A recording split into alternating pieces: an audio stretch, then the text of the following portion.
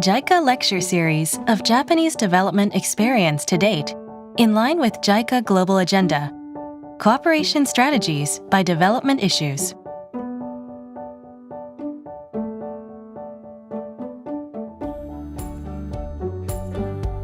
Japan's experience in peaceful state building and post-war disaster reconstruction. Experience of state building. Today's lecturer will be Professor Shinoda Hideaki from Tokyo University of Foreign Studies.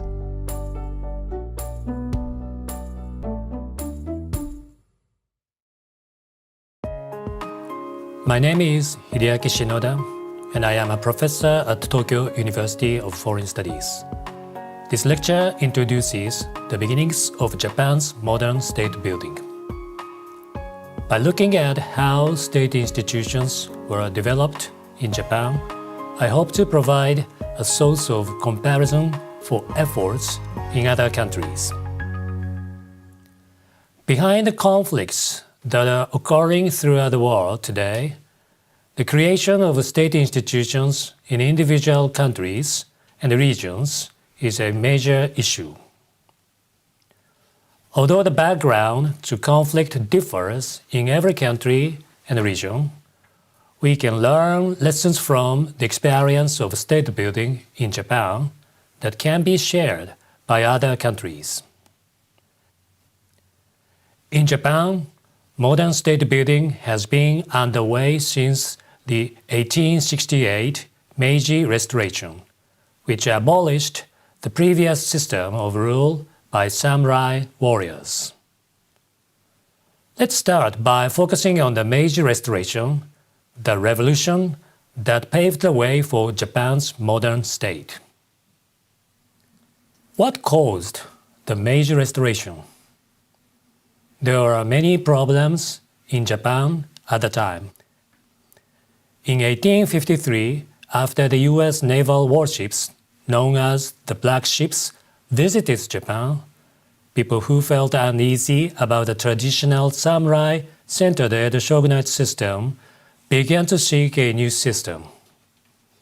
Analysis reveals they faced two primary threats: domestic division as an internal threat and the fear of colonization as an external threat. The biggest threat was the collapse of the state, and the threats leading to this were domestic division and colonization by Western powers.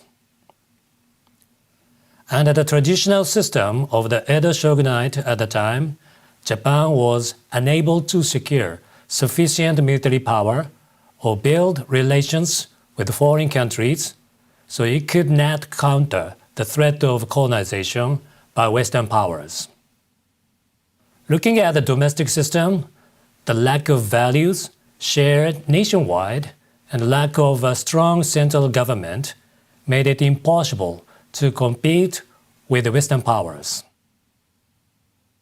Faced with the risk of national collapse, the idea that sufficient military power, international alliances, values shared nationwide, and a strong central government were needed was increasingly supported. Thus, forces rallied to create a new system in opposition to the traditional system, and a new government was born following the shogunate's return of the political power to the emperor and the Boshin War. These events were known collectively as the Meiji Restoration. The Meiji Restoration was part of a state-building process to eliminate the fear of domestic division and colonization. The fact that the Edo shogunate surrendered Edo Castle without bloodshed or full-scale battle against the revolutionary forces, and that the new government took measures such as appointing those who had fought on the shogunate side to high-level bureaucratic positions, can be seen as a reflection of the shared sense of crisis among Japanese people at that time. It can also be said that politicians shared an awareness of the crisis that existed at the national level. After the establishment of the new government, samurai who had lost their jobs as a result of the Meiji Restoration became impoverished and disgruntled, leading to rebellions and revolts in various parts of the country. After a decade of civil war following the Meiji Restoration, the new government's centralization policy progressed, and the armed struggle by disgruntled samurai families subsided. Instead, however, movements demanding democratization spread throughout the country. Let us now look at the political, security, social, and economic aspects of the new government's efforts to prevent the collapse of the Japanese state after the Meiji Restoration. In terms of political initiatives, the government centralized political power under the emperor. In order to overcome the problem of not having a strong central government, Japan also tried to develop diplomatic power and overcome the problem of a lack of international cooperation. Additionally, it set up a modern constitution as well as election and parliamentary systems. Every effort was made to overcome the problem of a lack of unified values and institutions common throughout Japan. On the security front, the government developed a strong outward-facing military and internal security sectors. This was intended to overcome the problem of a lack of military power and organizations to maintain domestic security to prevent invasion by other countries. At the same time, a conscription system in which all citizens could participate was introduced and a modern army was established. On the social front, the class system was abolished and a meritocracy system was introduced. This was also intended to help establish a strong central government. On the economic front, the economy was converted to one of modern capitalism, and an encouragement of new industry policy was implemented, giving priority to state-led industries. This was meant to increase economic strength to prevent invasion by other countries. The Meiji Restoration thus created a strong politically centralized state with the emperor at its center and promoted and enriched the country, strengthened the army policy, as well as industrialization and development. The aim was to promote state-led economic development and to become wealthy, while at the same time strengthening military power so as to be in a position to resist pressure from Western powers. This was all the result of analyzing the problems facing Japan at the time of the Meiji Restoration and then introducing policies to overcome those problems. The expansion and deepening of a centralized state structure was the rational way to counter the external threat of colonization and the internal threat of domestic division. With the Meiji Restoration, problems were solved through the creation of a new state. At the same time, however, new problems arose. The Boshin War was a civil war between the old regime and the new government. Its number of casualties was relatively low at less than 10,000. Still, the clans of the Tohoku region in northeast Japan fought particularly hard to the end and it is said that the warriors of the Aizu clan who fought the hardest were transferred to the northernmost tip of the mainland, where they were forced to live in harsh conditions even after the war. As a result, even after Japan's modernization, the Tohoku region remained underdeveloped, and regional economic disparities widened under the centralized system. In addition to its mountainous terrain and cold climate, the Tohoku region was not developed with a national capital, making it a region with one of the lowest economic standards in Japan. Politically, it was also difficult for it to produce influential politicians. The background to the frequent and extensive damage caused by tsunamis in the coastal areas of Tohoku was the large number of poor people and the lack of social infrastructure. The low economic level in Tohoku caused human trafficking after the Great Depression.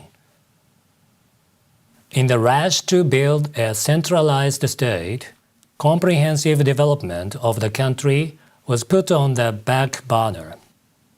Young military officers, who would later stage a coup d'etat, complained that corrupt politicians had left Tohoku in a state of misery.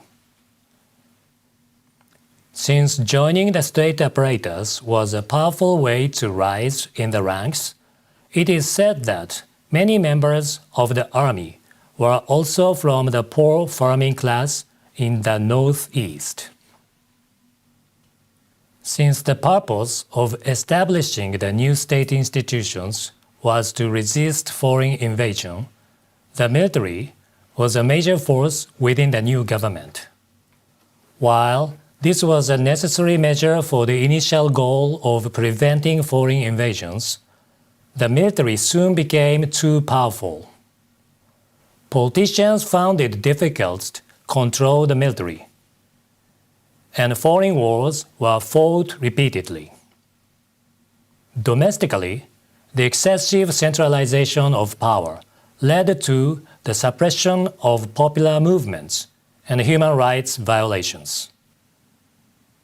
By promoting domestic stability and preventing the threat of colonization by strengthening military power externally, what we might call partial peacebuilding was achieved.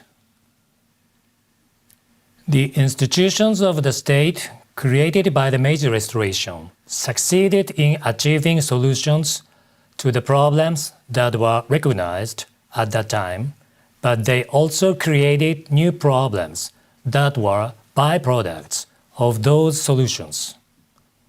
This was a structural problem. Building a centralized state was a reasonable policy to address the threat of colonization and the national division that existed in the early Meiji period. However, having succeeded in this solution, Japan now suffered from the new problem of excessive centralization. The inequality of domestic society and external expansionism of the international community created problems that went beyond the successful construction of a modern state. In 1945, Japan faced a major turning point with its defeat in World War II. Viewed in this way, it is clear that massive reforms and reconstruction that followed Japan's defeat in 1945 were a corrective process for Japan to overcome the limitations of its initial peacebuilding efforts. The creation of a strong central government which prevented the division of domestic society and the threat of colonization was a major achievement in terms of peacebuilding. However, its byproduct of coercive domestic governance and repeated foreign wars was a negative aspect. Therefore, the second peacebuilding process sought to correct domestic governance practices through measures such as democratization, dissemination of human rights norms, and local autonomy. Through measures such as the enactment of a new constitution that emphasized pacifism, the country would be reborn as a nation that would not only reject domestic civil wars, but also contribute to the maintenance of the international order by preventing foreign wars and never committing aggression. Diplomatic efforts were also made to improve relations with former adversaries. Political leaders at the time recognized and analyzed the problems that had become serious as a result of the modern state-building process, and this led to the establishment of new objectives and the formulation of policies in line with those objectives. This was not a total denial of initial peacebuilding achievements, and efforts were made to maintain those positive results. Thus, after 1945, the crises of domestic division and oppression, colonization, and occupation were overcome in Japan. By dividing Japan's peacebuilding in modern history into two major problem-solving cycles, we are able to see the process of state-building in its initial and revised phases. In summary, this lecture has shown you how Japan created the institutions of a modern state. We hope that you now understand how the leaders at the time made policy choices that led to solutions to the problems they faced through analysis. This history of Japan also shows us that success in solving problems that were initially seen as serious can lead to the creation of other problems if there is no constant verification of success. When a new problem becomes serious, it is important to set up a new peacebuilding cycle to correct it. I hope that this lecture has provided information that will be helpful to each of you in your own country's efforts to create better institutions to achieve the goal of building a peaceful country.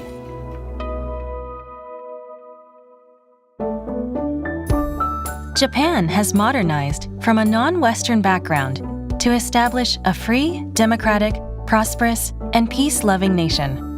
In this sense, Japan is one of the best development models for the developing countries and regions today. In addition, Japan has contributed to economic growth in many developing countries, especially in Asia.